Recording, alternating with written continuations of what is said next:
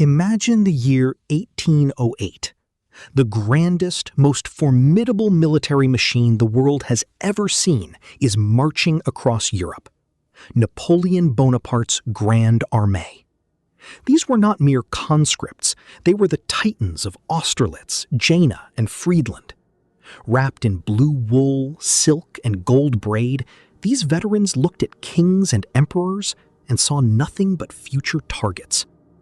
To the average European, a French soldier was an unstoppable force of nature, backed by the ultimate tactical genius of the age. They represented the peak of 19th century civilization, philosophy, and military science. But history has a cruel, calculated way of hiding its darkest corners. If you zoom out from the grand, romanticized oil paintings of Waterloo or the frozen, tragic plains of Russia, and look closely at a tiny, insignificant speck of jagged limestone in the Mediterranean Sea, an island called Cabrera, you will uncover a story that the French Empire spent decades trying to scrub from the archives.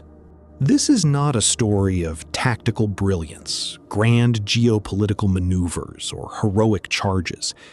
This is a terrifying psychological descent into the absolute limits of human endurance and moral degradation. It is the story of 25,000 elite soldiers who were systematically stripped of their weapons, their names, and their basic human rights, then abandoned on a barren desert island with no infrastructure, no shelter, and no natural water supply. For 5 agonizing years, this island, just miles away from the luxury resorts of modern-day Mallorca, was engineered into the world's first open-air concentration camp. It became a place where a highly educated, disciplined army fractured into feral tribes, fought to the death over dead rats, and eventually hunted each other in the dark recesses of the island's caves. Yet, the most shocking aspect of this forgotten tragedy is not the horror, the starvation, or the madness. It is what these men did to keep their sanity. In the middle of an absolute wasteland, they managed to resurrect a twisted mirror of European civilization. They established laws, instituted a market economy using animal bones as a fiat currency, and built a literal, functioning theater inside a damp, pitch-black sea cave, trading their last precious drops of drinking water just to watch a comedy by Molière. How did the world's finest military unit collapse into a real-life version of Lord of the Flies? Who were the true savages? The sophisticated European governments who signed the decrees to abandon them? Or the starving men who resorted to the unthinkable just to see the next sunrise?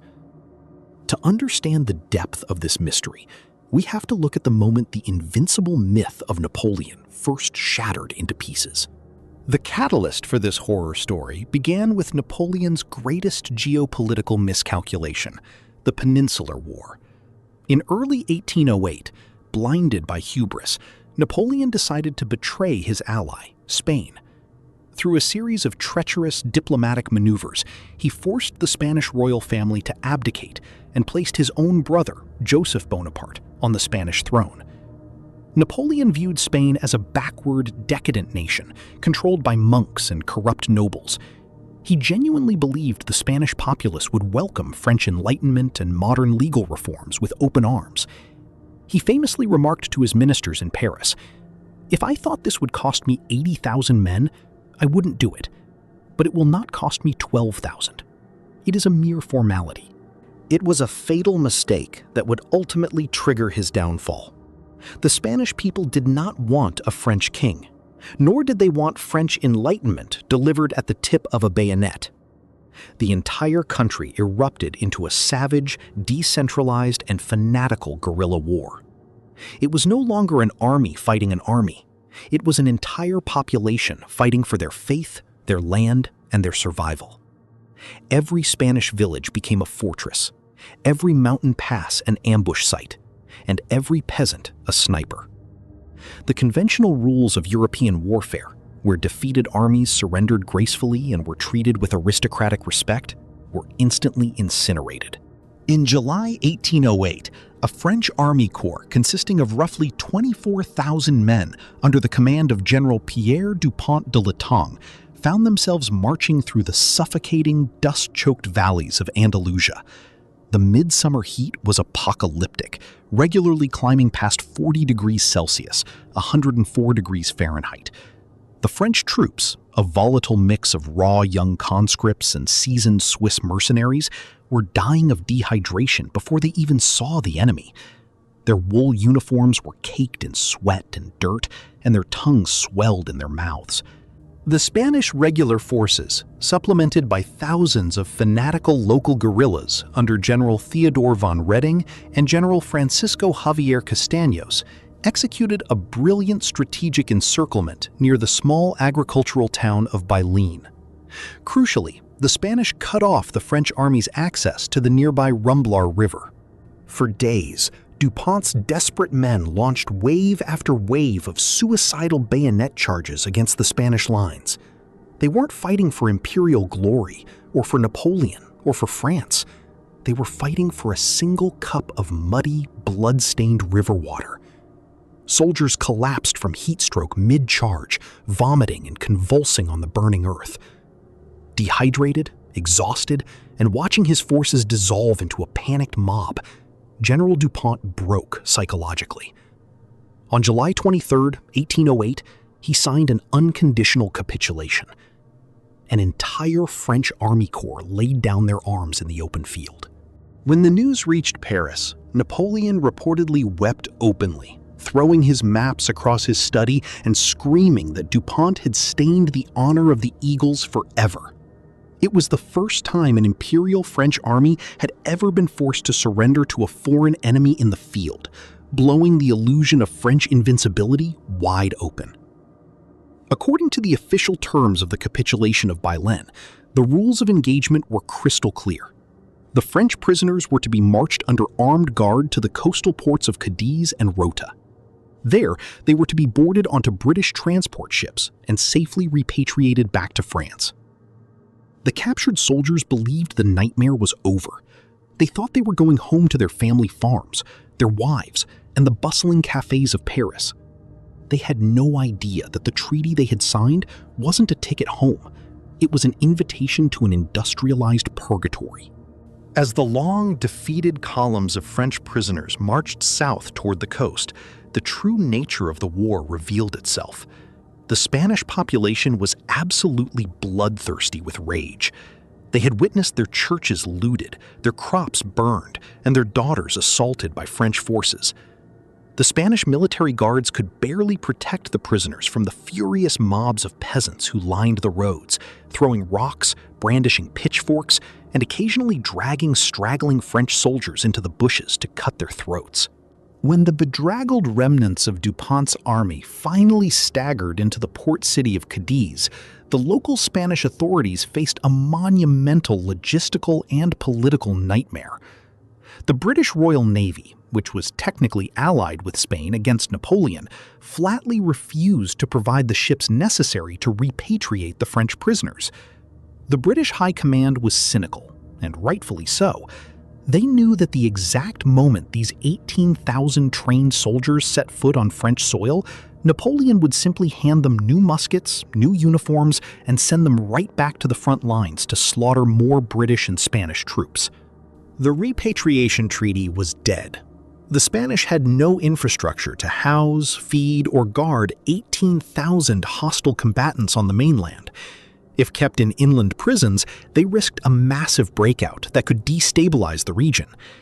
The solution they devised was as brutal as it was ingenious. They decided to utilize the pontons, old, decaying, decommissioned wooden warships anchored deep out in the Bay of Cadiz. These ships were stripped of their masts, their sails, and their steering gear.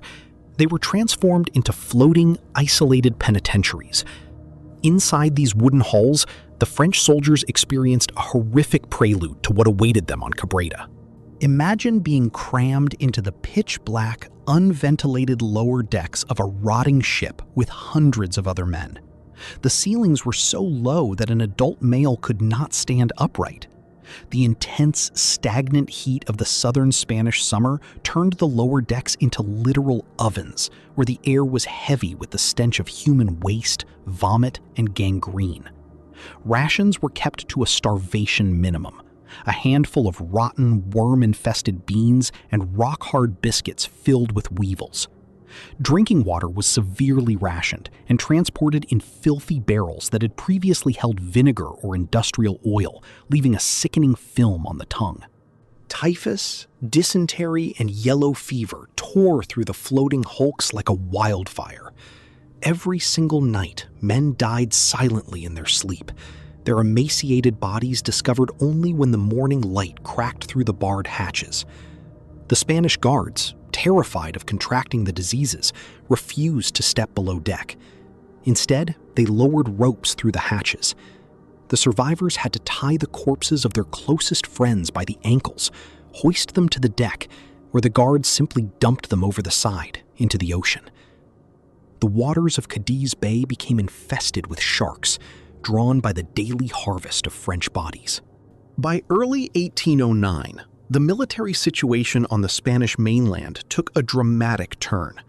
A massive French offensive, led by Marshal Soult, began carving through Andalusia, rapidly advancing toward Cadiz.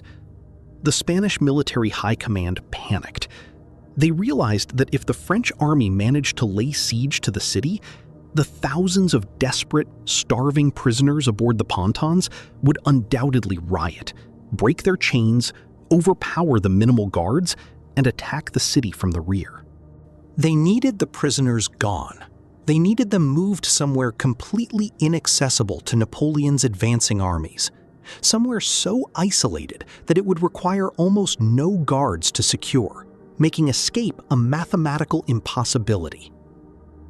A Spanish naval officer ran his finger across a maritime map of the Western Mediterranean, past the Balearic Islands of Ibiza and Majorca.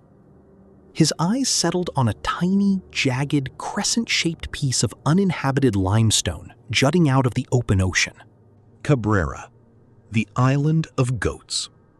To the Spanish government, it was the perfect, cost-effective solution to a political problem.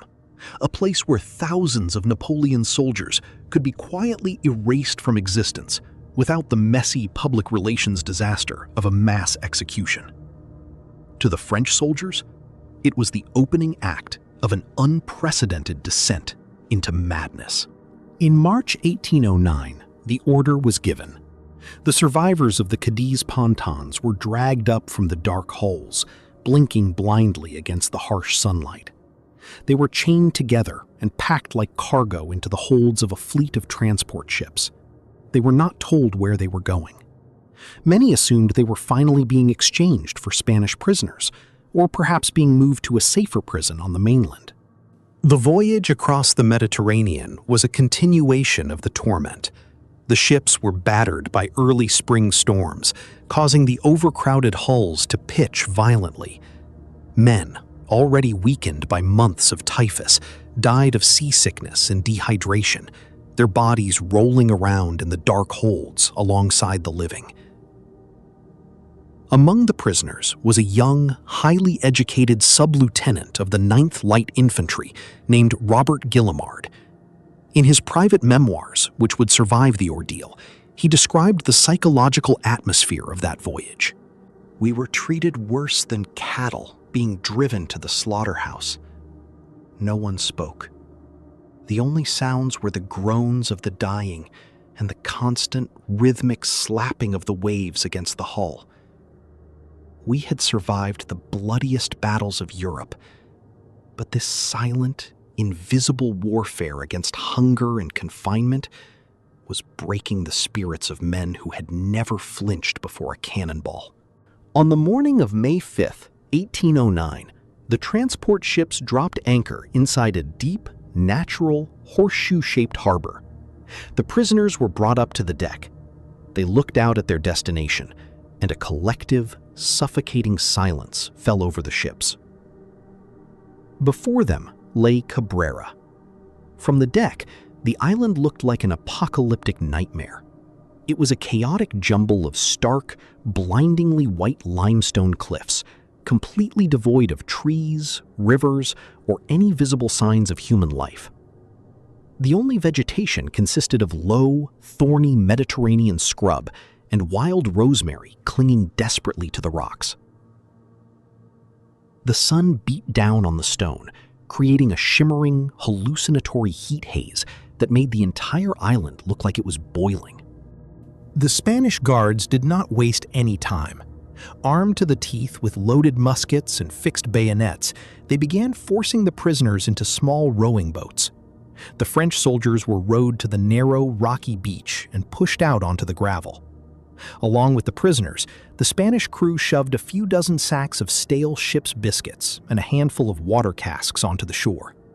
The captain of the primary Spanish transport vessel stood at the bow of his longboat, looking down at the hundreds of emaciated men huddled on the rocks.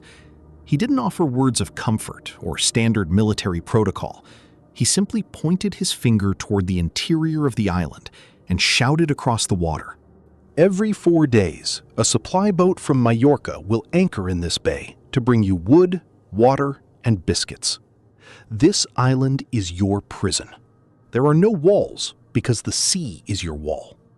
Try to swim and the sharks will have you. Try to hide and the stone will bake you. May God have mercy on your souls, because Spain will not." With those final words, the longboats turned back toward the main ships. The anchors were raised, the sails caught the wind, and the transport fleet slowly glided out of the harbor, shrinking into tiny white specks on the horizon until they vanished entirely. There were no buildings on Cabrera, no barracks, no tents, no hospitals, no wells. There was absolutely nothing but the clothes on their backs and the stone beneath their feet. As the first day drew to a close, the sun began to sink below the horizon, and the oppressive heat of the day was instantly replaced by a biting, moisture-laden maritime wind that swept across the open sea. The psychological shock was immediate and catastrophic.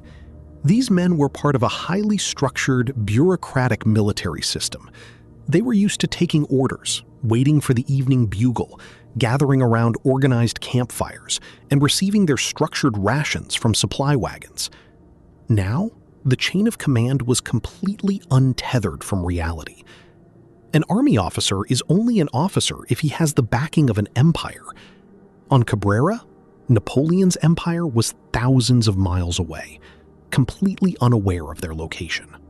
The 6,000 men who formed the first wave of prisoners on the beach immediately realized the terrifying mathematics of their survival. The sacks of biscuits left by the Spaniards were enough to feed perhaps a few hundred men for a couple of days. For thousands, it was a joke. Within hours of the ship's departure, the first spontaneous riots broke out on the beach. The thin veneer of military discipline dissolved into primal desperation. Hungry, desperate soldiers charged the supply piles.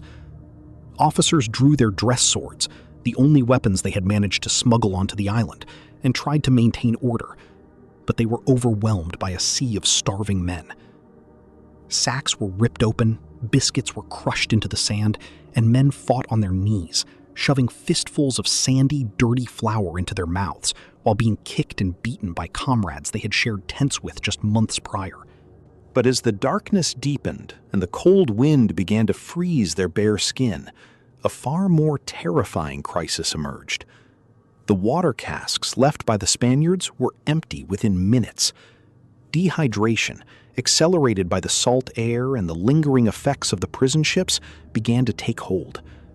The prisoners began to wander away from the beach in pitch-black darkness, stumbling over sharp limestone rocks, their hands and feet sliced open by the jagged stone, desperately searching for a river, a stream, a puddle, anything to cool their burning throats. They found nothing. The island was a sponge of dry limestone. It held no surface water. That first night on Cabrera was described by survivors as an auditory nightmare. The island was filled with the sounds of thousands of men coughing, weeping, and screaming out in delirium.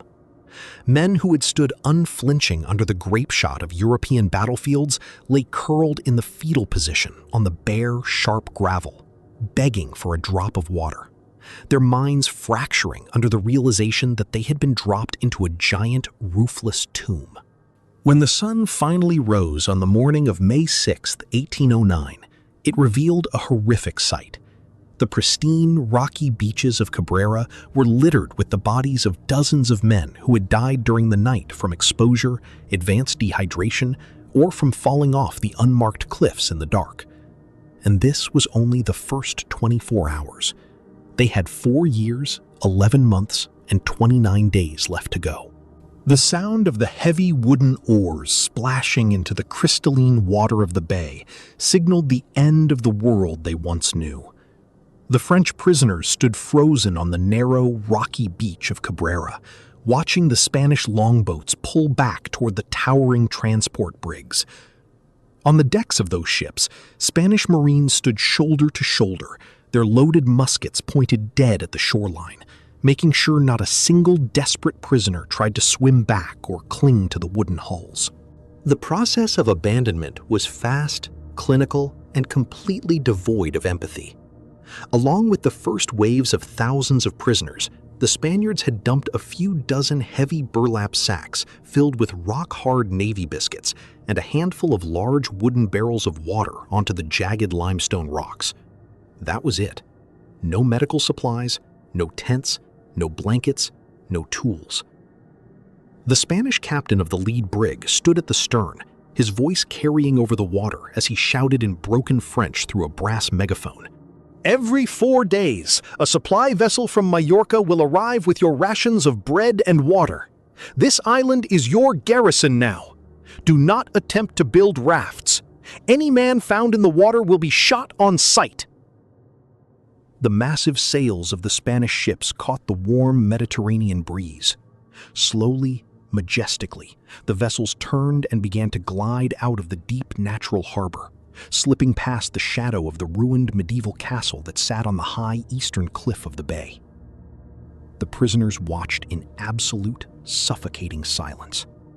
Thousands of men, veterans of Europe's greatest campaigns, stood shoulder to shoulder on a strip of sand and stone, staring at the horizon until the white sails of their captors shrunk into tiny specks and finally vanished completely into the blue void. A heavy, terrifying quiet fell over the island.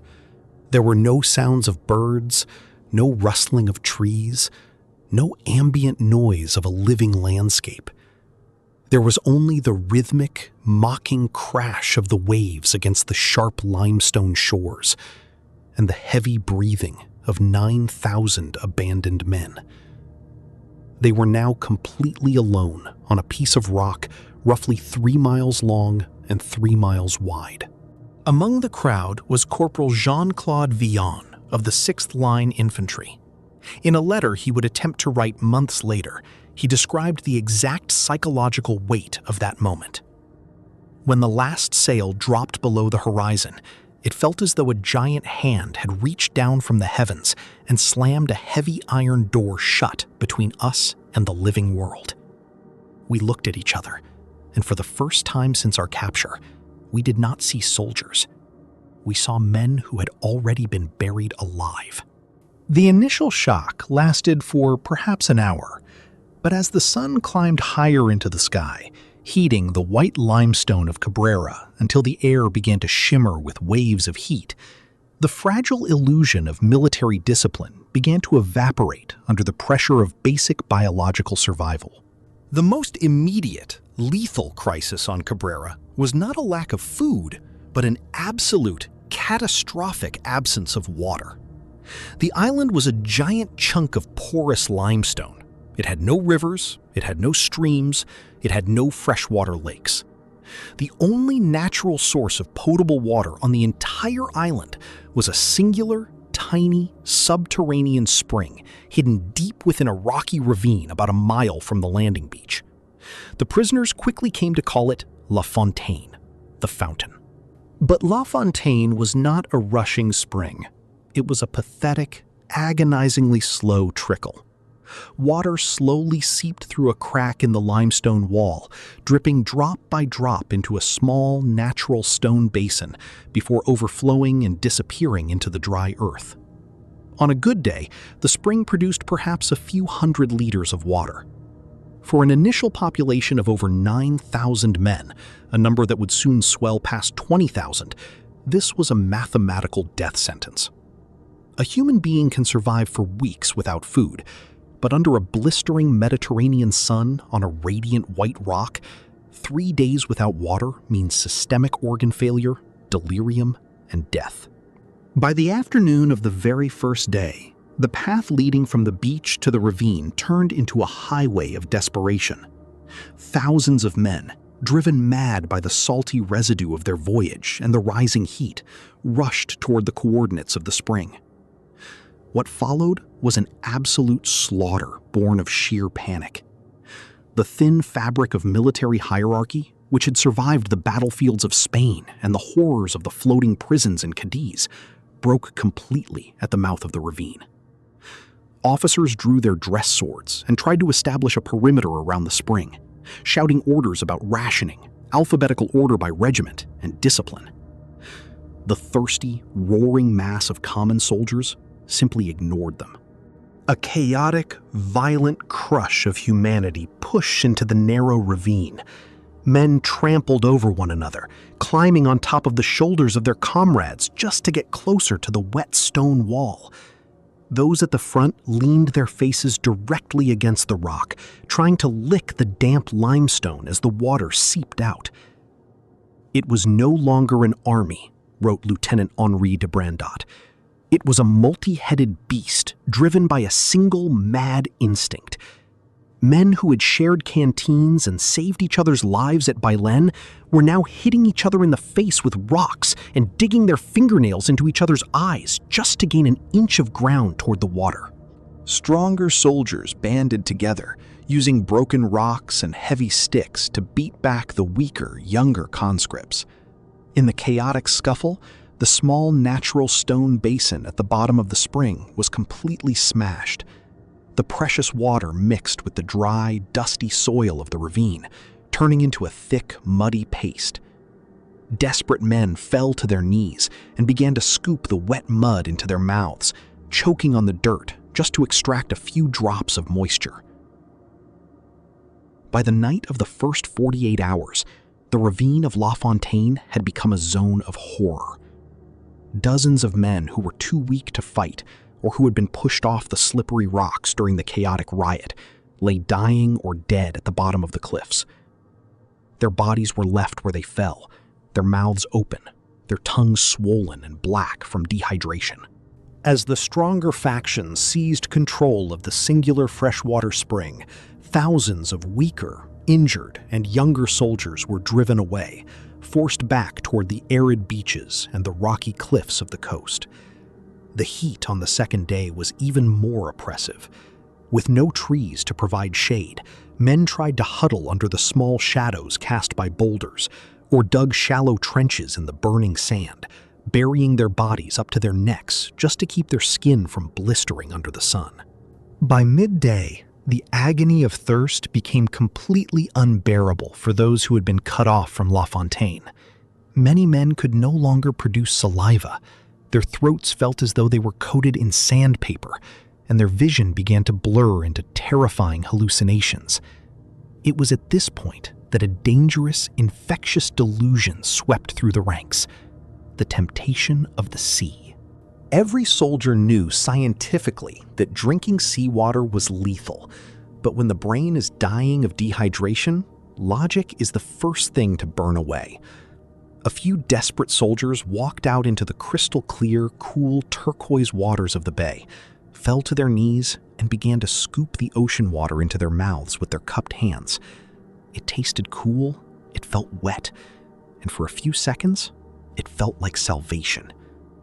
Seeing this, hundreds of other men broke out of their stupor and rushed into the surf, drinking deeply from the sea. The consequences were immediate, violent, and devastating. Within an hour, The high concentration of sodium in the seawater began to violently extract moisture from the cells of their internal organs, accelerating their dehydration by a factor of 10. The beach turned into a hellscape of physical agony. Men began to vomit uncontrollably, their bodies racked by violent stomach cramps. The salt poisoned their neurological systems, triggering sudden, acute attacks of madness. Men stripped off what little clothing they had left and began running, screaming up the jagged limestone cliffs, throwing themselves off the rocks into the deep ocean below. Others fell onto the sand, their bodies shaking with uncontrollable epileptic seizures, foaming at the mouth as their kidneys and brains shut down simultaneously. By the end of the second night, the tide washed back and forth against a shoreline littered with the bloated, pale corpses of men who had sought relief in the waves. The survivors looked at the sea not as an escape route, but as a vast, beautiful, blue moat of liquid poison that ringed their prison. On the morning of the fifth day, a strange, tense energy spread across the survivors of the island. According to the declaration of the Spanish captain, this was the day the supply ship from Majorca was supposed to arrive. It was the day of bread and water.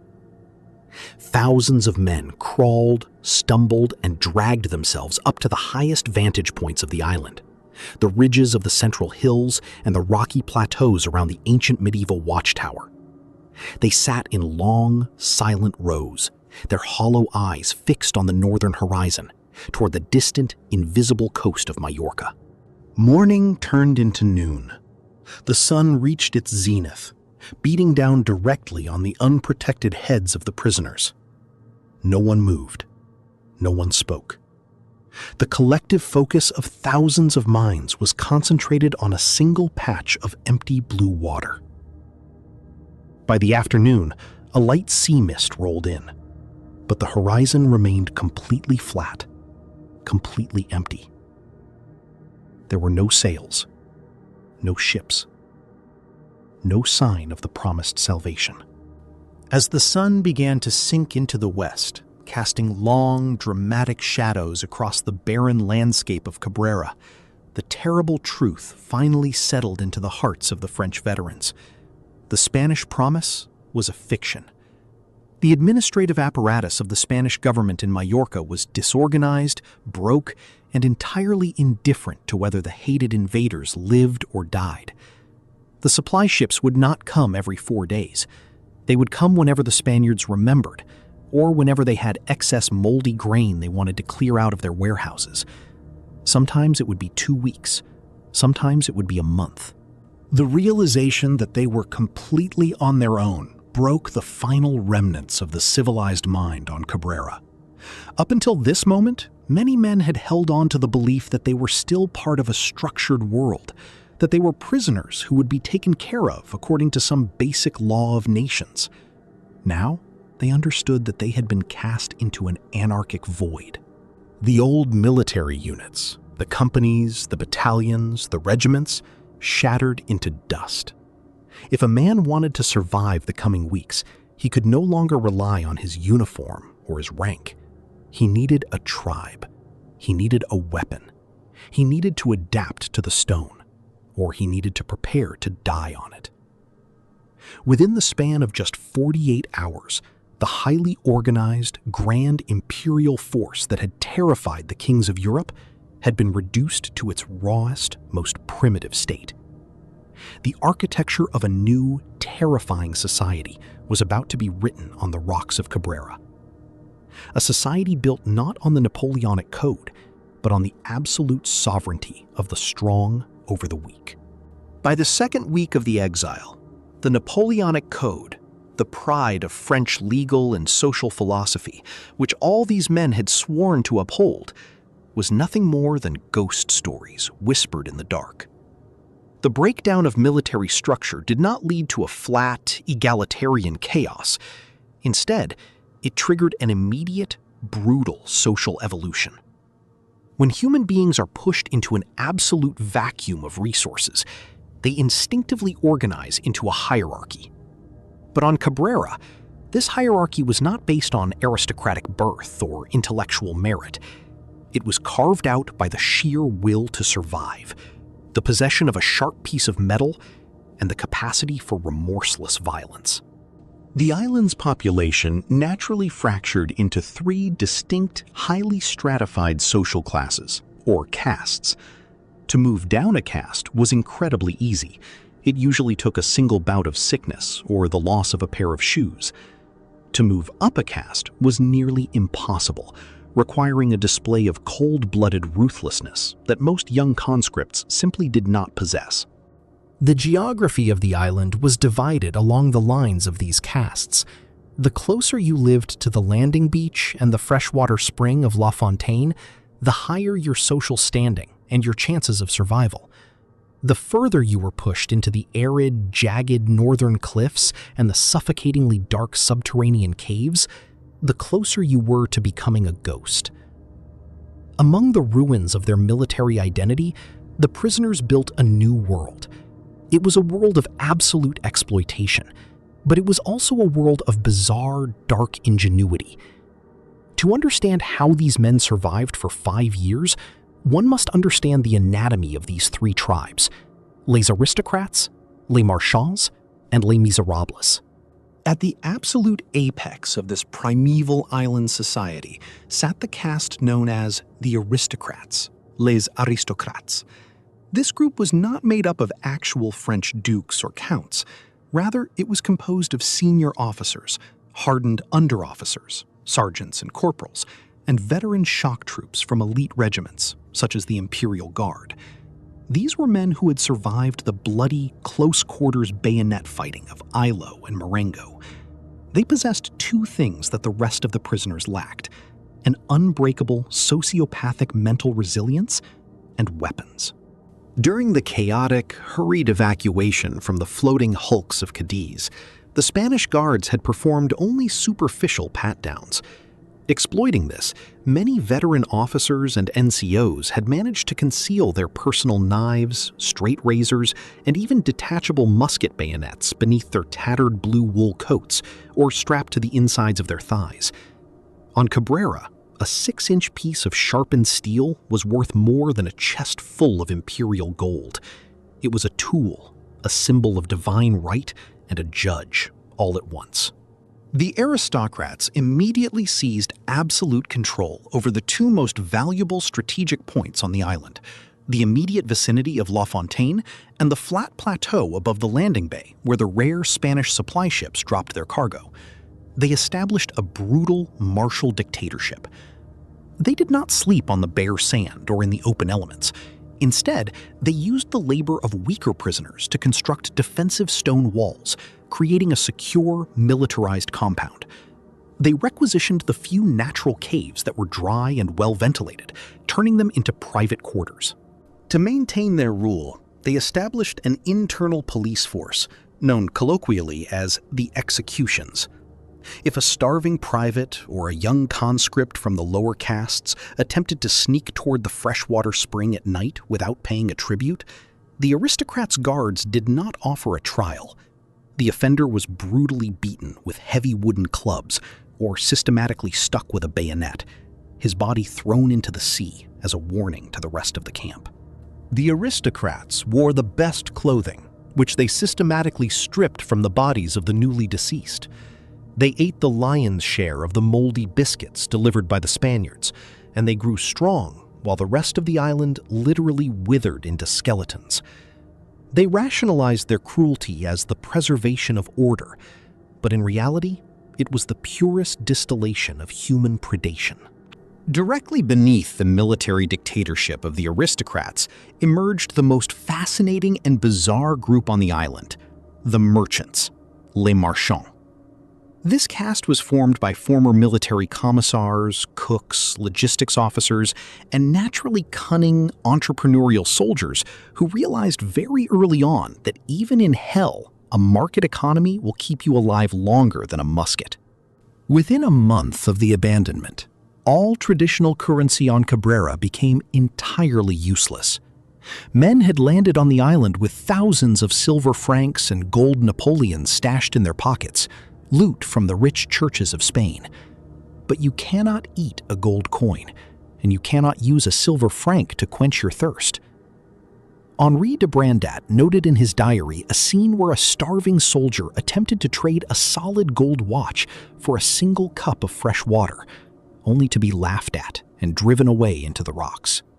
Seeing a vacuum, Les Marchands created a completely new artificial monetary system. Their currency was crafted from the bones of the wild goats that had been slaughtered during the first week of the exile, as well as the heavy, dried skeletal structures of large fish washed ashore. They carved these bones into distinct shapes and sizes, smoothing the edges against the limestone rocks, and stamped them with primitive marks using hot nails or pieces of flint. Each shape represented a specific value. A smooth, square bone chip could buy a handful of wild roots. A long, notched rib bone was equivalent to a full ration of Spanish biscuit. The center of this economic universe was a flat, dusty plain near the harbor, which the prisoners named the Palais Royal, after the famous shopping arcade in Paris. Here, every afternoon, a grotesque, tattered market took place. What did Les Marchands sell? They sold things that a civilized person would look at with absolute horror. A major commodity was captured rats, which were hunted in the deep caves using primitive traps. A fat, roasted rat was a luxury item that only elite soldiers could afford. They sold edible seaweeds harvested from dangerous, slippery cliffs, dried lizard tails, and roots dug out of the rocky soil. They also ran a sophisticated service economy. There were tailors who used sharpened fish bones as needles and threads made from unraveled ship ropes to stitch together garments made from bird feathers and seaweed. Most importantly, Les Marchands managed the water distribution. They would buy the rights to a specific volume of water from les aristocrates using their bone currency or high-value food items, and then employ desperate young prisoners as water carriers to transport the fluid in hollowed-out gourds or leather boots to the furthest corners of the island, selling it drop by drop at a massive profit. By keeping a primitive form of commerce alive, the merchants provided a psychological anchor for the men. It allowed the prisoners to pretend, for a few hours a day, that they were still human beings, engaged in the familiar rituals of European life, rather than abandoned animals waiting to rot. At the absolute bottom of this terrifying social pyramid lay the largest, most tragic segment of the population, the outcasts, les misérables, also known by the ominous moniker of the Tartars. This caste was composed of the young, raw conscripts who had been drafted into the army just months before the surrender, the wounded who had never properly healed from the Battle of Bailén, the sick who were ravaged by the initial waves of typhus, and those whose psychological architecture had simply shattered under the weight of the trauma. Les Misérables had nothing. They had no weapons to join the aristocrats, and they had no goods or cunning intelligence to trade with the merchants. Their clothing had long since been stolen or bartered away for a single swallow of water. They were completely naked, their skin transformed by the relentless Mediterranean sun into a horrific tapestry of black sunburns, bleeding ulcers, and deep infected sores. Their hair grew into long, filthy, matted sheets filled with lice, and their fingernails curled into claws from digging into the rocky earth for insects. Driven away from the beach and the freshwater spring by the clubs of the aristocrat guards, Les Misérables fled into the interior of the island. They settled in the northern territory, a place of sheer cliffs and deep, damp, suffocatingly dark limestone caverns. They abandoned the French language entirely, as if the words of their homeland no longer made sense in the darkness. They communicated instead through a series of guttural grunts, clicks, and desperate hand gestures.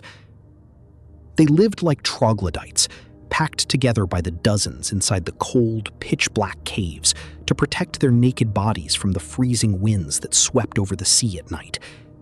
They survived on the absolute margins of nature.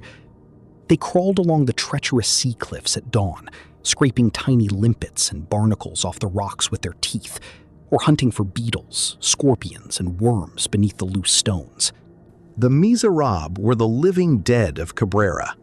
Every single morning, several members of their cast would fail to wake up, their emaciated bodies cold and stiff on the cave floors. But their tragedy was about to become infinitely deeper. For as the weeks turned into months and the capricious Spanish supply ships stopped arriving altogether due to winter storms in the Mediterranean, a terrifying, silent realization swept through the upper castes. The meat of the goats was gone. The rats were disappearing.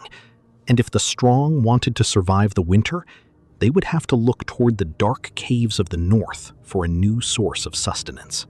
By the summer of 1810, the physical torment of Cabrera was fixed into a predictable, mechanical routine of starvation and heat. However, a new, far more insidious enemy began to decimate the ranks of the surviving French soldiers: the psychological collapse known to the prisoners as le cafard, the black beetle of the mind. It was an acute, existential despair that struck without warning. A man could survive the physical dehydration of the first 48 hours. He could adapt to the brutal social hierarchy of the castes, and he could find a way to secure a daily ration of water from the merchants. But the moment his mind realized that his exile had no end date, that Napoleon had forgotten him, that his family believed him dead, and that he was trapped on a static white rock for the rest of his natural life, his psychological architecture would fracture into dust. The symptoms of this mental rot were terrifyingly consistent. A soldier would suddenly stop speaking. He would refuse his hard-earned ration of Navy biscuit or water, his eyes locking onto a single empty point on the horizon. He would sit on the edge of a cliff for hours, completely unresponsive to the chaotic shouts of the market at the Palais Royal or the threats of the aristocrat guards. Then, quietly, in the middle of the night, he would stand up, walk down to the shore, and submerge his head into the waves until his lungs filled with salt water.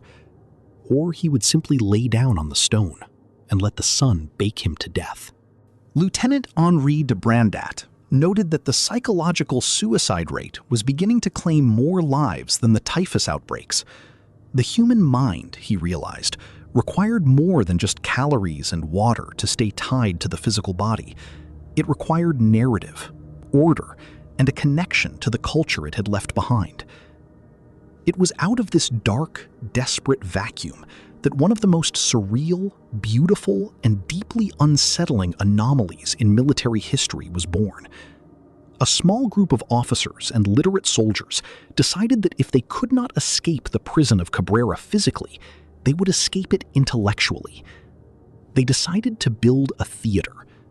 Not a metaphorical one, but a literal, functioning playhouse inside a damp limestone cave, designed to recreate the artistic elegance of Paris amidst a landscape of naked skeletons and rotting corpses.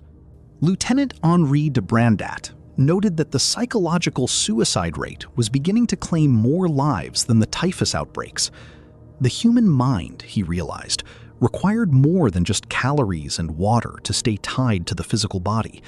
It required narrative, order, and a connection to the culture it had left behind. It was out of this dark, desperate vacuum that one of the most surreal, beautiful, and deeply unsettling anomalies in military history was born. A small group of officers and literate soldiers decided that if they could not escape the prison of Cabrera physically, they would escape it intellectually. They decided to build a theater. Not a metaphorical one, but a literal, functioning playhouse inside a damp limestone cave, designed to recreate the artistic elegance of Paris amidst a landscape of naked skeletons and rotting corpses. The mastermind behind this absurd project was a former Parisian actor turned infantry lieutenant named Charles-Guillaume Delanque. Before the war in Spain, he had performed in the minor playhouses of the Boulevard du Temple, mastering the works of Molière, Racine, and Voltaire.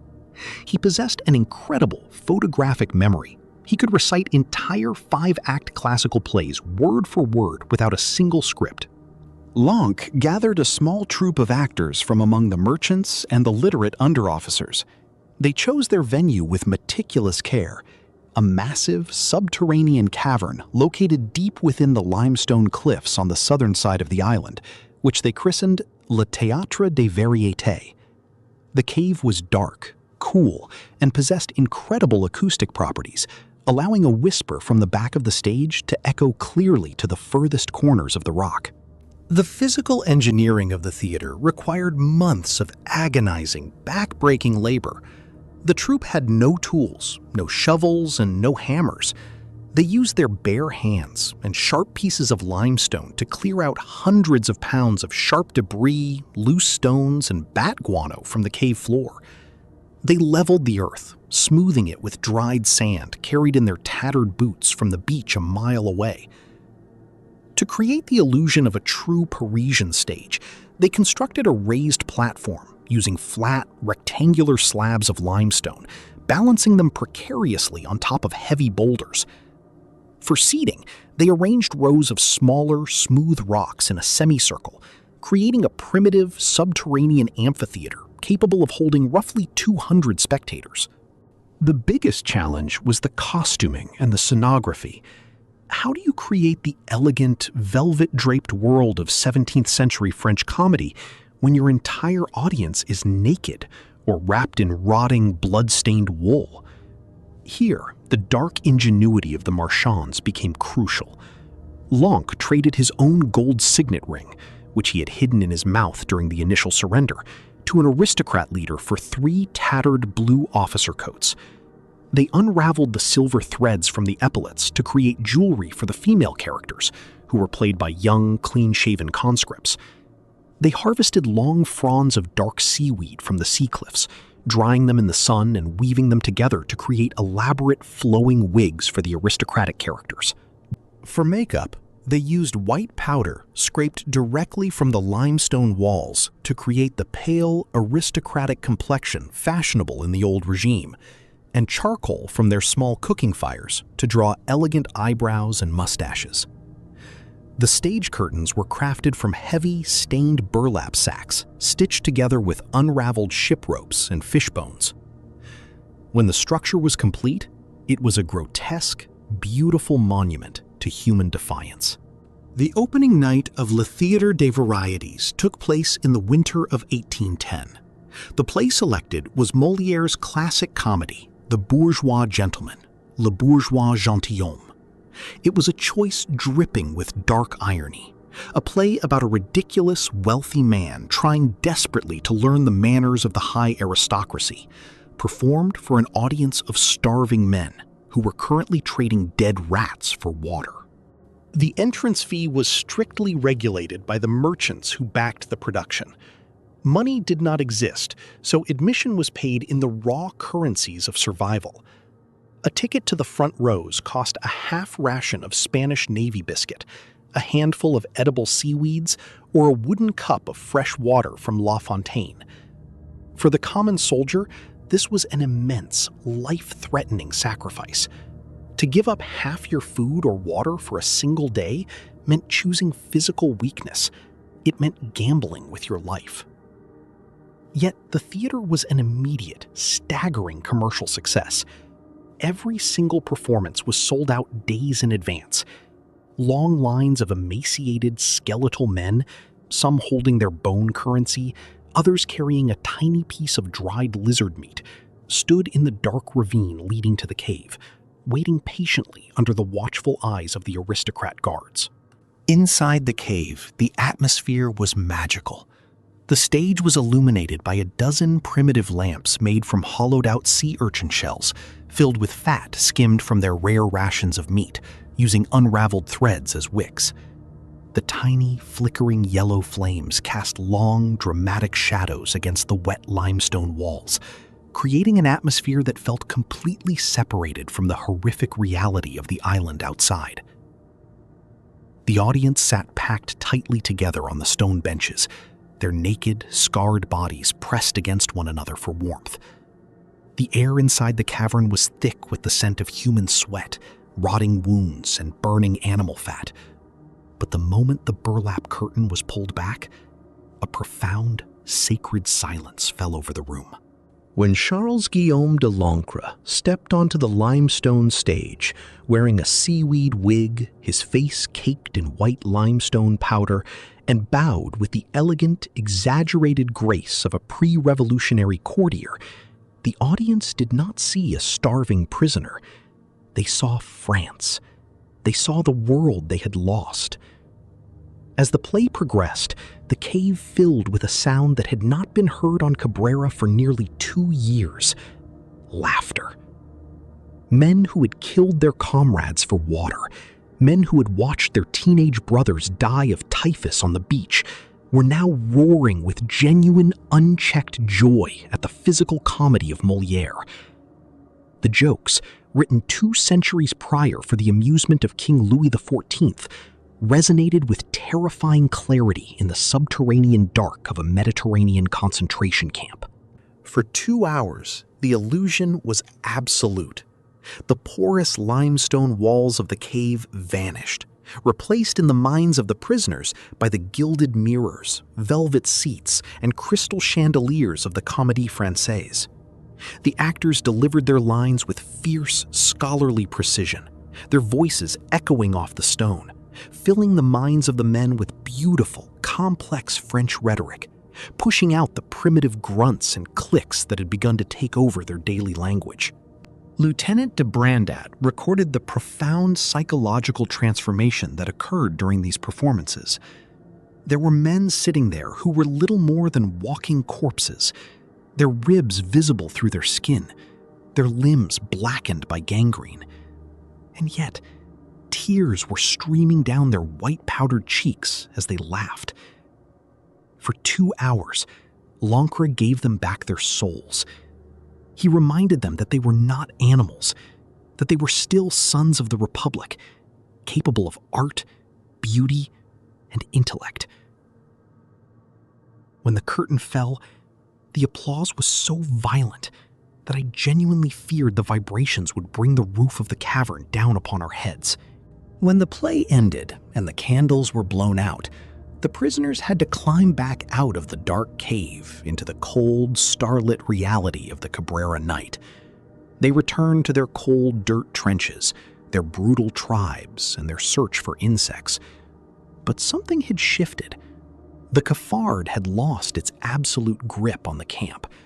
The theater had provided a microscopic, fragile tether to civilization, a reason to survive just 1 more week, just to see what play Lancre would perform next. It was a testament to the absolute complexity of the human condition.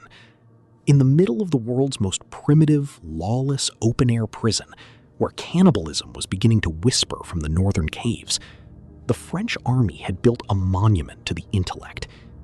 They had proven that even when you strip a human being of his uniform, his food, his water, and his freedom, he will still fight to keep his culture alive, even if he has to pay for it with his very last crumb of bread. The delicate, theatrical illusion of civilization that the prisoners had manufactured inside the limestone caves of Cabrera could only survive as long as a baseline supply of physical calories kept their bodies from consuming themselves. In the winter of 1811, that baseline was completely obliterated. A series of violent, cataclysmic autumn storms slammed into the Balearic Sea, transforming the waters around Majorca into a churning, impassable barrier of gray waves. Simultaneously, the political and economic infrastructure of the Spanish junta on the mainland collapsed under the weight of French military advances. The funds allocated for the maintenance of prisoners were embezzled by corrupt local administrators, and the logistics of supplying an army of enemies became an absolute afterthought. The irregular supply vessels from Majorca stopped coming altogether. 2 weeks passed without a single sail on the horizon. Then 3 weeks. Then an entire month. The flat plain of the Palais Royal, where the merchants once traded roasted rats for bone currency, turned into a silent graveyard of dust. The hard navy biscuits that had been hoarded by les aristocrates ran out completely. The island's economy collapsed instantly. A carved bone chip was no longer worth a handful of dried seaweed because there was no seaweed left to harvest within reach of the shore.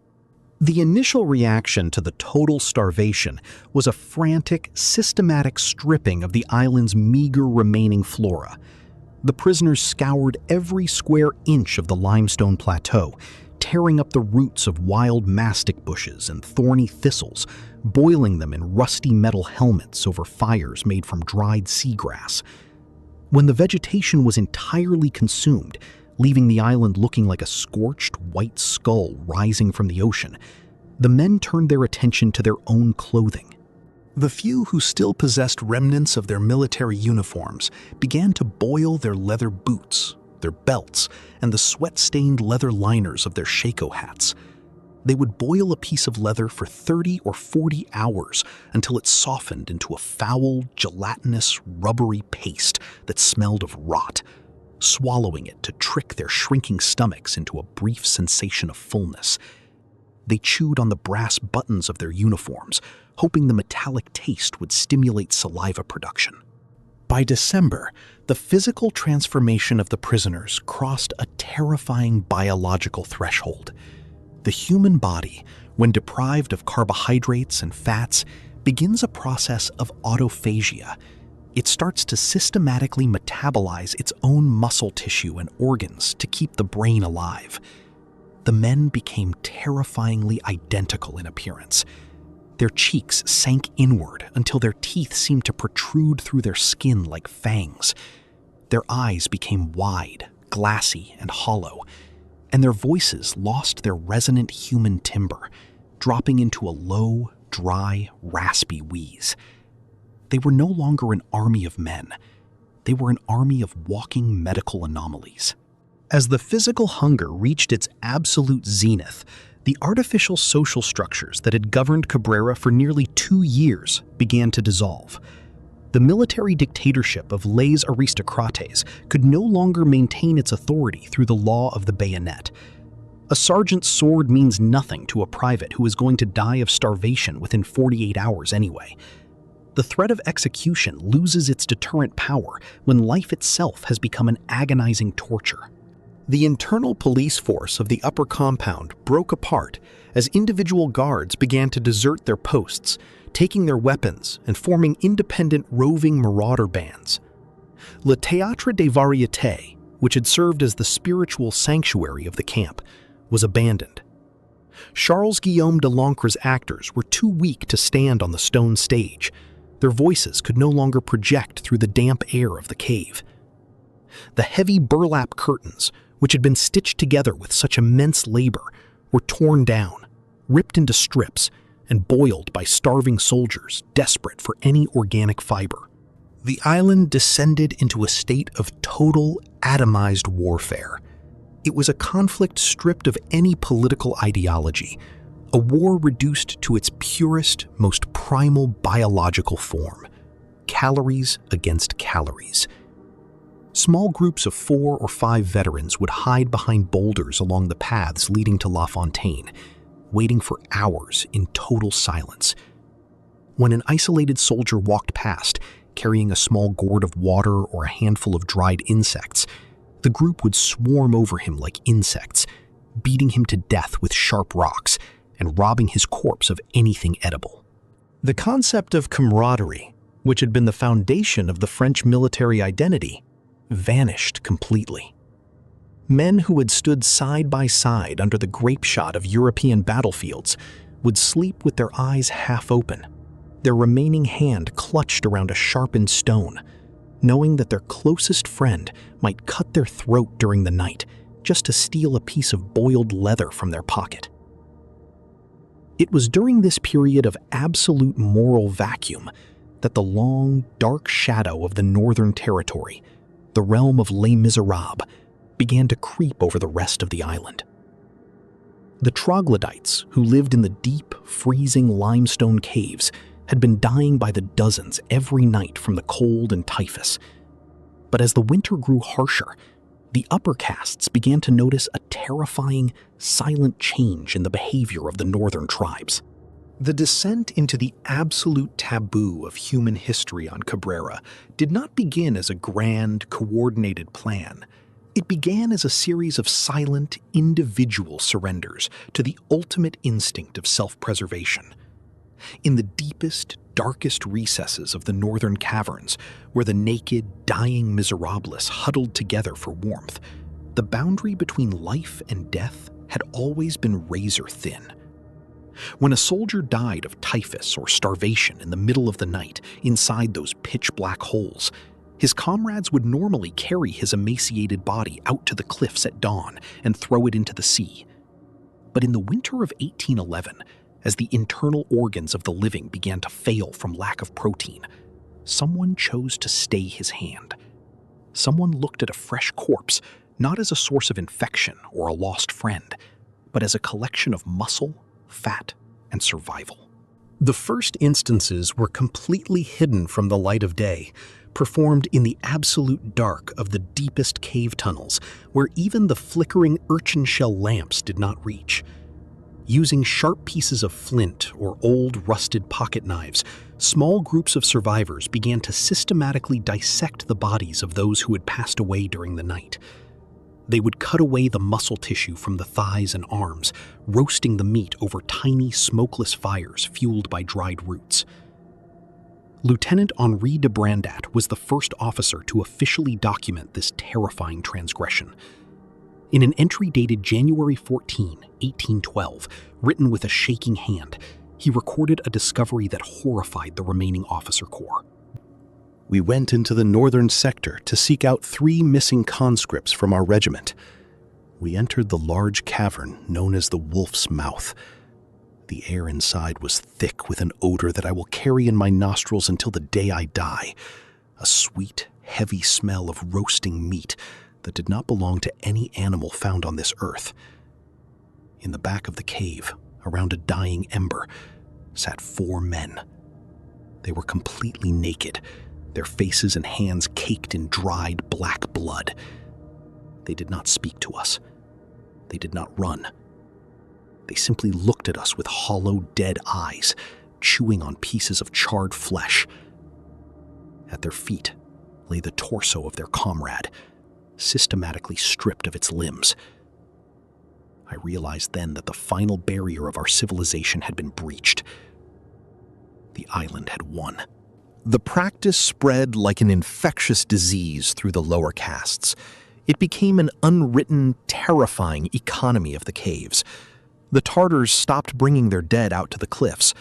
The bodies vanished into the dark. Soon, the living could no longer wait for nature to take its course. The roving bands of marauders began to actively hunt for the weakest members of the camp, the young, the delirious, and the severely wounded who lay helpless on the beach. The stronger groups established hidden butchery stations inside the deeper caverns. Archaeological excavations on Cabrera would confirm the horrific reality of this period, uncovering human skeletal remains showing distinct mechanical cut marks from military knives and deliberate fracturing of the long bones to extract the marrow inside. The most tragic aspect of this descent into cannibalism was the total absence of any external awareness.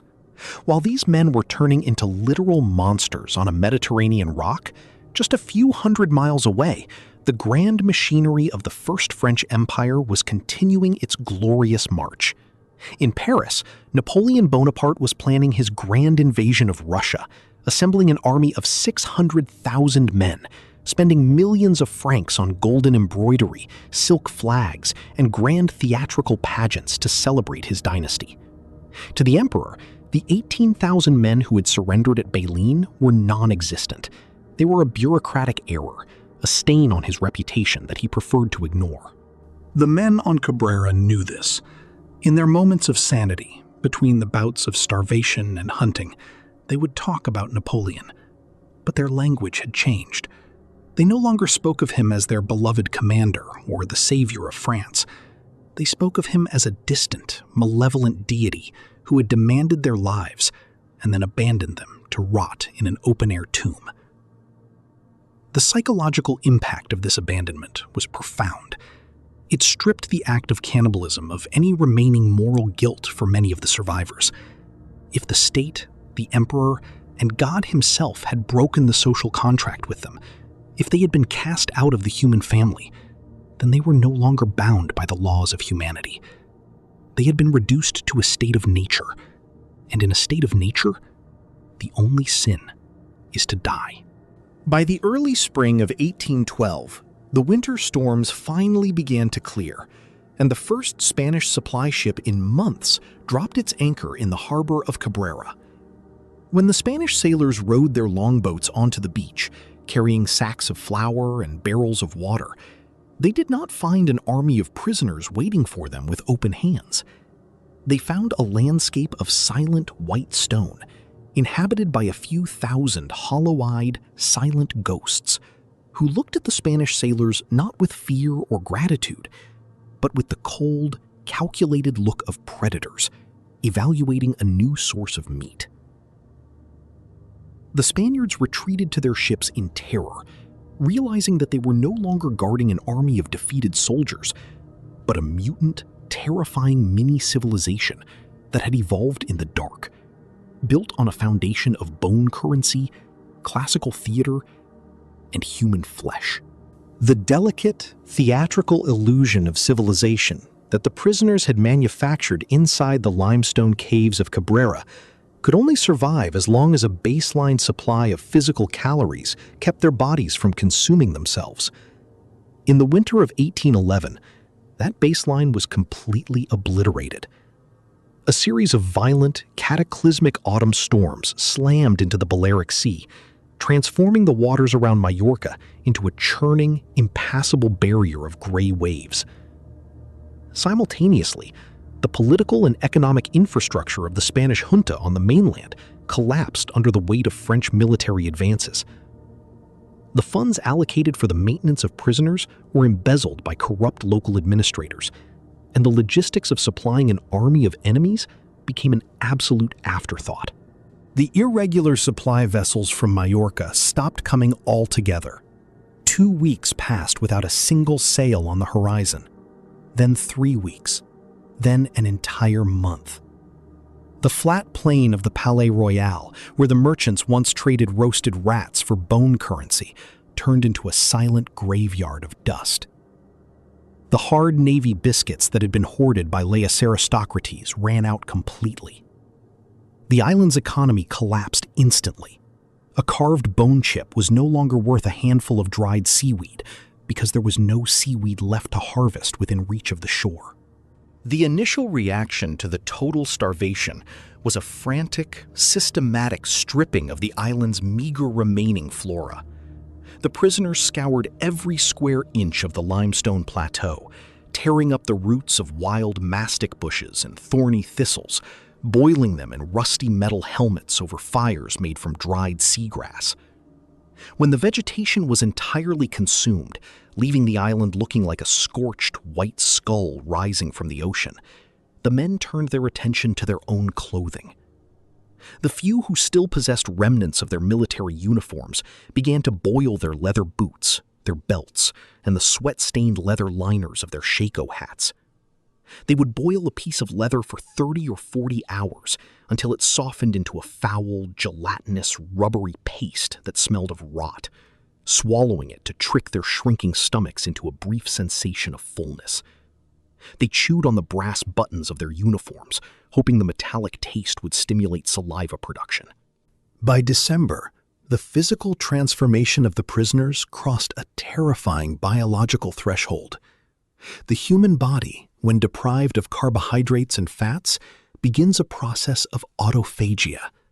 It starts to systematically metabolize its own muscle tissue and organs to keep the brain alive. The men became terrifyingly identical in appearance. Their cheeks sank inward until their teeth seemed to protrude through their skin like fangs. Their eyes became wide, glassy, and hollow, and their voices lost their resonant human timbre, dropping into a low, dry, raspy wheeze. They were no longer an army of men. They were an army of walking medical anomalies. As the physical hunger reached its absolute zenith, the artificial social structures that had governed Cabrera for nearly 2 years began to dissolve. The military dictatorship of lais aristocrates could no longer maintain its authority through the law of the bayonet. A sergeant's sword means nothing to a private who is going to die of starvation within 48 hours anyway. The threat of execution loses its deterrent power when life itself has become an agonizing torture. The internal police force of the upper compound broke apart as individual guards began to desert their posts, taking their weapons and forming independent roving marauder bands.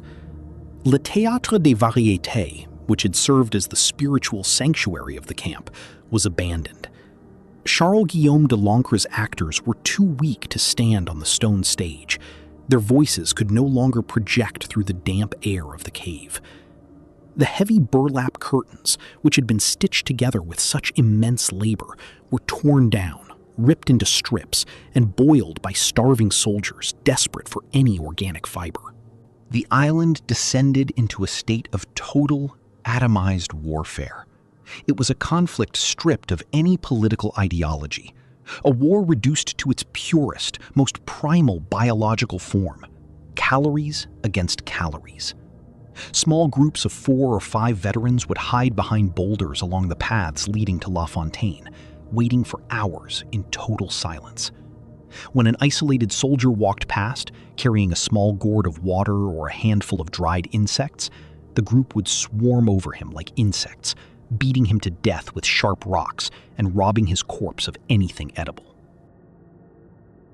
The concept of camaraderie, which had been the foundation of the French military identity, vanished completely.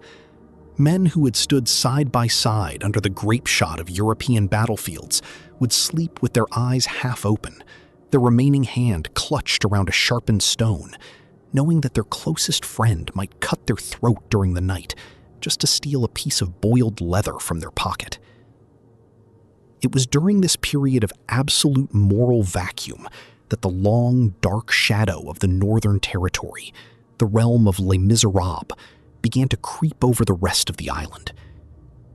The troglodytes who lived in the deep, freezing limestone caves had been dying by the dozens every night from the cold and typhus. But as the winter grew harsher, the upper castes began to notice a terrifying, silent change in the behavior of the northern tribes. The descent into the absolute taboo of human history on Cabrera did not begin as a grand, coordinated plan.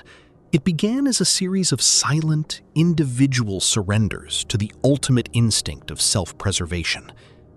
In the deepest, darkest recesses of the northern caverns, where the naked, dying miserables huddled together for warmth, the boundary between life and death had always been razor thin. When a soldier died of typhus or starvation in the middle of the night inside those pitch-black holes, his comrades would normally carry his emaciated body out to the cliffs at dawn and throw it into the sea. But in the winter of 1811, as the internal organs of the living began to fail from lack of protein, someone chose to stay his hand. Someone looked at a fresh corpse, not as a source of infection or a lost friend, but as a collection of muscle, fat, and survival. The first instances were completely hidden from the light of day, performed in the absolute dark of the deepest cave tunnels, where even the flickering urchin shell lamps did not reach. Using sharp pieces of flint or old rusted pocket knives, small groups of survivors began to systematically dissect the bodies of those who had passed away during the night.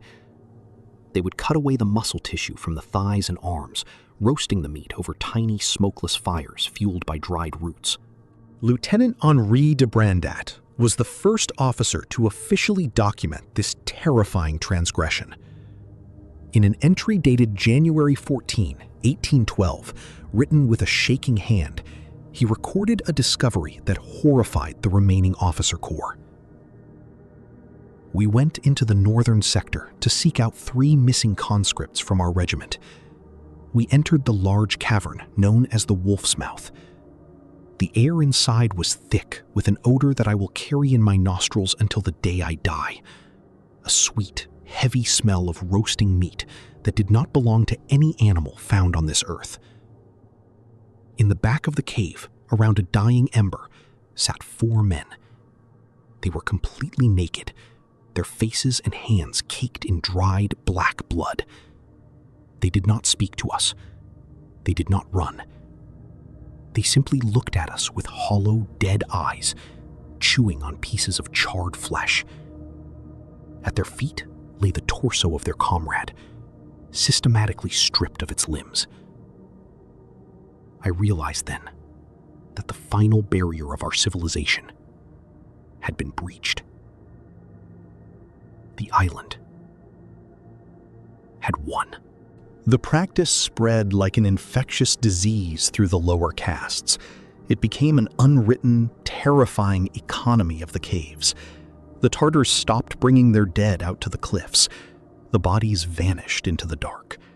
Soon, the living could no longer wait for nature to take its course. The roving bands of marauders began to actively hunt for the weakest members of the camp: the young, the delirious, and the severely wounded who lay helpless on the beach. The stronger groups established hidden butchery stations inside the deeper caverns. Archaeological excavations on Cabrera would confirm the horrific reality of this period, uncovering human skeletal remains showing distinct mechanical cut marks from military knives and deliberate fracturing of the long bones to extract the marrow inside. The most tragic aspect of this descent into cannibalism was the total absence of any external awareness. While these men were turning into literal monsters on a Mediterranean rock, just a few hundred miles away, the grand machinery of the First French Empire was continuing its glorious march. In Paris, Napoleon Bonaparte was planning his grand invasion of Russia, assembling an army of 600,000 men, spending millions of francs on golden embroidery, silk flags, and grand theatrical pageants to celebrate his dynasty. To the emperor, the 18,000 men who had surrendered at Bailén were non-existent. They were a bureaucratic error, a stain on his reputation that he preferred to ignore. The men on Cabrera knew this. In their moments of sanity, between the bouts of starvation and hunting, they would talk about Napoleon. But their language had changed. They no longer spoke of him as their beloved commander or the savior of France. They spoke of him as a distant, malevolent deity who had demanded their lives and then abandoned them to rot in an open-air tomb. The psychological impact of this abandonment was profound. It stripped the act of cannibalism of any remaining moral guilt for many of the survivors. If the state, the emperor, and God himself had broken the social contract with them, if they had been cast out of the human family, then they were no longer bound by the laws of humanity. They had been reduced to a state of nature, and in a state of nature, the only sin is to die.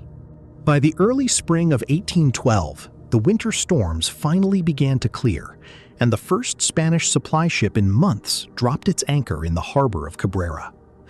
When the Spanish sailors rowed their longboats onto the beach, carrying sacks of flour and barrels of water, they did not find an army of prisoners waiting for them with open hands. They found a landscape of silent white stone, inhabited by a few thousand hollow-eyed, silent ghosts who looked at the Spanish sailors not with fear or gratitude, but with the cold, calculated look of predators evaluating a new source of meat. The Spaniards retreated to their ships in terror, realizing that they were no longer guarding an army of defeated soldiers, but a mutant, terrifying mini-civilization that had evolved in the dark, built on a foundation of bone currency, classical theater, and human flesh. In April 1814, a profound, dramatic shift in the wind swept across the European continent. The grand, seemingly eternal empire of Napoleon Bonaparte collapsed under the weight of the coalition forces. The Allies entered Paris, the emperor was forced to sign the Treaty of Fontainebleau, abdicated his throne, and was sent into exile on the island of Elba. the long, bloody Napoleonic Wars that had torn Europe apart for over 2 decades were suddenly, decisively over. Peace treaties were signed, boundaries were redrawn, and hidden in the fine print of the diplomatic paperwork was a small clause demanding the immediate release and repatriation of all prisoners of war.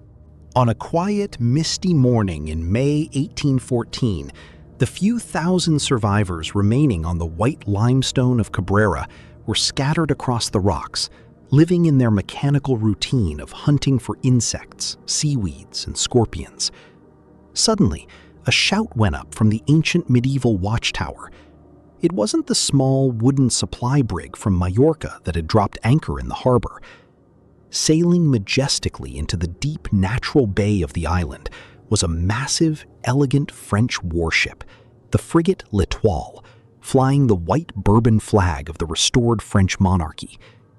The ship's brass cannons fired a thunderous, rhythmic salute into the air, a sound meant to signal to the prisoners that their long, agonizing nightmare was over, that France had returned to claim her sons. The reaction on the beach was not a cinematic explosion of tears, cheering, or celebratory hugs. Instead, the French sailors who rowed the longboats toward the rocky shoreline were met with a scene that looked like a psychological horror film. Thousands of skeletal, entirely naked figures slowly emerged from the dark northern caves and the dry limestone ravines. They did not run toward the boats. They moved with a slow, mechanical, almost animalistic caution, their hollow eyes blinking rapidly against the bright morning light. Their skin was blackened by years of unchecked sunburns, covered in deep white scars, dirt, and caked grease. Their hair fell in long, matted, filthy sheets over their emaciated shoulders. They stood along the shoreline in total, dead silence, staring at the clean, neatly dressed French sailors with a cold, glassy detachment that chilled the rescuers to the bone. When the French officers and medical staff stepped onto the sands of Cabrera, they were completely unprepared for the reality of what 5 years of systematic abandonment had done to the finest soldiers of the Republic. The ship's chief surgeon, Dr. Louis-Auguste de la Martinière, would later write an official medical report to the Ministry of War in Paris, detailing his first steps onto the island. We stepped onto the shore expecting to find an army of unfortunate prisoners in need of food and clothing. Instead, we stepped into an open-air madhouse. The creatures that greeted us had lost almost all semblance of European men. They were entirely naked, their bodies so emaciated that their bones threatened to pierce through their skin. When we spoke to them in French, many did not seem to understand us at first. They simply stared or answered with strange animalistic grunts. The stench of the island, a mix of human waste, decay, and unwashed bodies, was so foul that several of our sailors vomited on the spot. The rescuers quickly realized that the military hierarchy they expected to find was a complete fiction.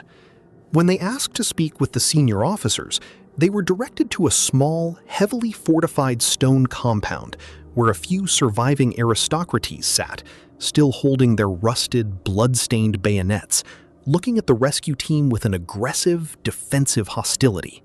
As the medical teams began to explore the interior of the island, distributing fresh bread, clean water, and wool blankets, they uncovered the physical evidence of the island's dark, secret history. Inside the large, damp caverns of the Northern Territory, they found neatly arranged piles of human skeletal remains. These were not the bones of men who had been buried with military honors. The bones were systematically fractured, split open down the middle to extract the marrow, and bore the unmistakable sharp cut marks of army knives and straight razors. The surgeon immediately ordered his staff to stop asking questions about how the men had survived the long winters. An unwritten, terrifying wall of silence was erected between the rescuers and the rescued. Everyone understood the unspeakable taboo that had occurred in the dark, but no one wanted to put the words onto paper. The priority shifted to a frantic, mechanical evacuation. getting these ghosts off the rock before the madness infected the crew of the warship. The process of loading the survivors onto the transport ships took several days. Out of the more than 25,000 French soldiers who had been sent to the Balearic Islands and shifted through Cabrera over the 5 years of the war, fewer than 3,700 men walked onto the decks of the rescue vessels alive. Nearly 80% of the army had vanished into the limestone, consumed by typhus, dehydration, starvation, and the terrifying hunger of their own comrades. As the survivors climbed the wooden ladders of L'Étoile, many of them clutched bizarre, worthless items in their bony hands. Some refused to let go of their carved bone currency, holding the polished pieces of goat rib close to their chests as if they were invaluable treasures. Others carried tattered, dried seaweed wigs from Charles Guillaume de Lancre's cave theater, keeping the props of their lost civilization as their only physical proof that they had once tried to remain human beings inside the dark. The young actor-lieutenant Lancre himself survived the exile, though his voice had been reduced to a permanent, raspy whisper from the damp air of the cave. When he stepped onto the deck of the ship, he reportedly turned back toward the island, gave a deep, formal, theatrical bow to the white cliffs of Cabrera, and then collapsed into a violent fit of weeping, unable to speak for days. The transport ships raised their anchors and sailed away from Cabrera, leaving the crescent island to return to its natural state of empty stone, silence, and wild goats. But for the men who had survived the ordeal, the true prison was not the rock they left behind. It was the psychological architecture they were forced to carry back inside their own minds. When the survivors finally arrived back on French soil, landing at the ports of Toulon and Marseille, they did not receive the grand, heroic welcome home pageants that Napoleon's veterans were accustomed to. France was broke, exhausted, and desperately trying to forget the entire Napoleonic era. The newly restored Bourbon monarchy looked at these traumatized, feral veterans not as heroes of the state, but as dangerous, politically unstable embarrassments from a dark regime. The state provided them with a meager allowance, a cheap set of civilian clothes, and told them to return quietly to their home provinces. But reintegration into regular 19th century European society proved to be a mathematical impossibility for the majority of the Cabrera survivors. The psychological damage was too deep, the moral boundaries too thoroughly shattered. Many of these men could no longer sleep inside a house or on a soft mattress. The sensation of a ceiling above their heads triggered violent attacks of claustrophobia.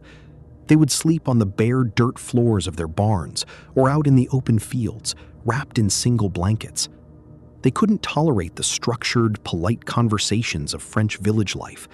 The sound of laughter in a cafe would often trigger violent flashbacks to the dark amphitheater of the cave theater or the screams of the beach. Worse yet, the physical habits of starvation never left them. Many survivors became obsessive hoarders of food, filling their pockets and bags with moldy bread crusts and scraps of raw meat, violently attacking anyone who came near their stash. The local populations began to view them with fear and suspicion, calling them the feral ones or the ghosts of Bailén. Within a few years of their return, a massive percentage of the survivors died of early cardiovascular collapse, committed suicide, or ended their lives inside the dark, violent cells of provincial insane asylums. The story of Cabrera Island remains one of the most profound, deeply unsettling chapters in the history of human conflict.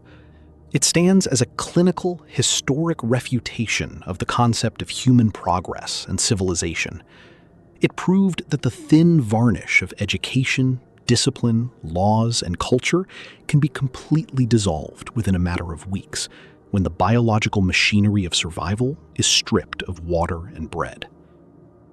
Yet, at the exact same time, it proved something beautiful and terrifying about the complexity of our species. For even when human beings are reduced to their absolute lowest state, even when they are hunting each other in the dark and trading bones for survival, they will still trade their last crumb of bread to watch a play by Molière. They will still fight to keep the narrative of their humanity alive, proving that we are creatures caught forever between the absolute depth of the beast and the absolute heights of the intellect, trapped on a rock of our own making,